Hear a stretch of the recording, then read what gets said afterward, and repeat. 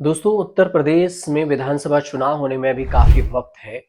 लेकिन इस बीच में विधानसभा चुनाव से पहले लोकसभा के परिणाम को देखते हुए सोशल मीडिया से लेकर हर मीडिया खबर में बस एक ही चीज की चर्चा है।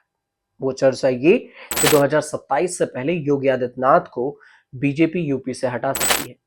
कई मौकों पर खुद योगी आदित्यनाथ बोल चुके हैं कि मैं सत्ता में परमानेंट नहीं हूं, मैं एक जोगी हूं। इसके बाद लोगों के मन में सवाल उठने लगा कि क्या 2027 से पहले ही योगी को सत्ता से हटा दिया जाएगा। अब इसको लेकर योगी आदित्यनाथ को लेकर इधर चर्चा हो ही रही थी, बयानबाजी हो रही थी। उधर 2 अप्रैल को जब लोकसभा में वक्फ बिल पर भाषण हो रहा था, तो इस दौरान विपक्ष की तरफ से और इधर तभी अखिलेश यादव ने तंज कसा और उसकी इसी तंज पर अमित शाह ने तुरंत पलटवार किया और कहा कि घबराइए नहीं, वो एक बार फिर से रिपीट होंगे। दरअसल लोकसभा में वक्फ संशोधन विधेयक 2025 पर चर्चा हो रही थी और इस चर्चा के दौरान अखिलेश यादव और अमित शाह एक दूसरे से टकराते दिखे।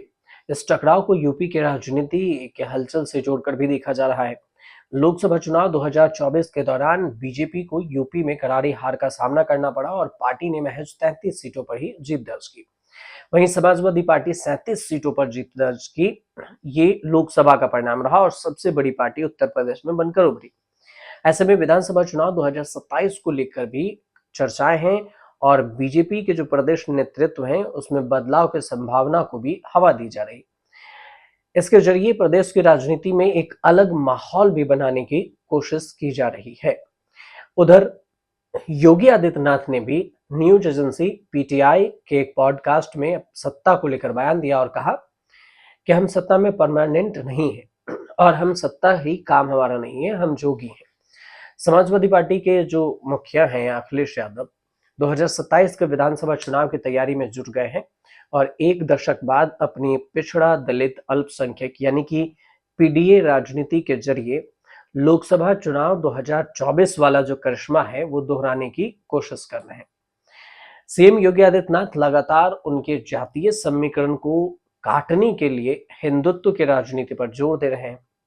उनकी बटोगे तो कटोगे वाले नारे ने उत्तर प्रदेश उपचुनाव को ही नहीं, हरियाणा से लेकर महाराष्ट्र तक के विधानसभा चुनाव में अहम भूमिका भी निभाई। अब वोटों के ध्रुवीकरण में योगी जो है उनका नारा भी सहायक रहा। अखिलेश यादव के लिए एक स्थिति ठीक नहीं बनती दिख रही है और ऐसे में उन्होंने पिछले दिनों लगातार सीएम योगी आदित्यनाथ के हटाए जाने की बात कही है और सार्वजनिक कार्यक्रमों से लेकर मीडिया को भी उन्होंने ये बयान दिया और बढ़ चढ़कर सीएम योगी और बीजेपी के केंद्रीय नेतृत्व के बीच में विवाद की बात को उन्होंने दोहराई। दिल्ली और लखनऊ के बीच सब कुछ ठीक नहीं है कि बात करते अखिलेश यादव दिखे। वक्फ संशोधन बिल पर भी चर्चा के दौरान उन्होंने इस मुद्दे को जोरदार तरीके से उठाया और इसके जवाब में सीएम योगी के रिपीट होने की बात अमित शाह कहे और अमित शाह के बयान से ही सनसनी मच गई। केंद्रीय गृह मंत्री उन मुद्दों को का जो स्थिति है स्पष्ट कर रहे हैं। इसके बीच में अखिलेश यादव खड़े भी होते हैं और गृह मंत्री के सवाल जब किया उन्होंने कि आप योगी जी के बारे में कुछ नहीं बोलेंगे, इस पर अमित शाह ने अपने ही अंदाज में उन्होंने कहा कि वे भी रिपीट होने वाले हैं। अब केंद्रीय गृह मंत्री के जवाब के बाद विपक्ष की ओर से जो फैलाए जा रहे भ्रम है वो भी दूर होने की बात कही जा रही है और साथ ही यूपी चुनाव 2027 की जो बीजेपी की रणनीति रही है उसकी रणनीति में तैयारी में एक प्रकार भी दिख रहा है। योगी और मोदी योगी के मोदी और अमित शाह के संबंधों के जो भरोसे हैं उस पर भी बातचीत हो रही है और लोगों के बीच में चर्चाएं भी होती है। जब बीजेपी की कमान अटल आडवाणी के पास थी तो योगी बीजेपी नेतृत्व को खुली चुनौती दे रहे हैं और योगी को इसी अतीत की आईना में कई बार मोदी और शाह के नेतृत्व वाली बीजेपी आईना दिखा रही है।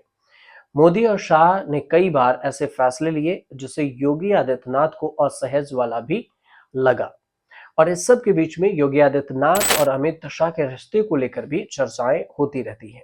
अब देखना यह होगा कि योगी आदित्यनाथ को लेकर जो बीजेपी का रणनीति रही है वो रणनीति कौन से नई अपनाई जाती है ताकि 2027 में योगी आदित्यनाथ को ही आगे बढ़ाया जाए और उनकी अगुवाई में ही चुनाव लड़े जाएगी। अगर आपको जानकारी सही लग रही है तो हमारे चैनल से जुड़िए, सब्सक्राइब कीजिए, शेयर कीजिए और कमेंट कीजिए।